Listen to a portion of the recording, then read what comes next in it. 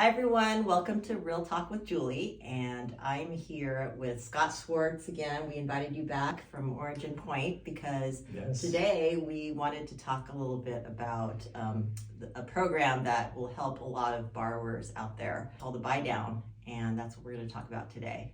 Right.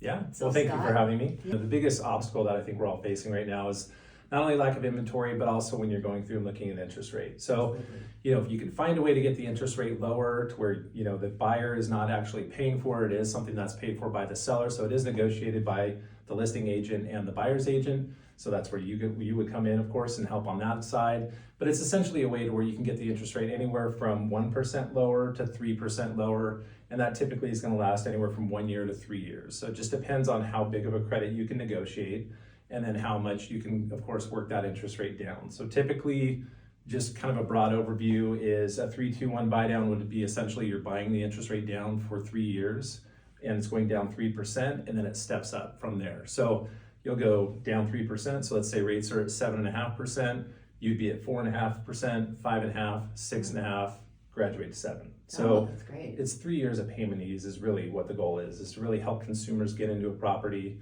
make it manageable, and then of course refinance when the timing's right as well.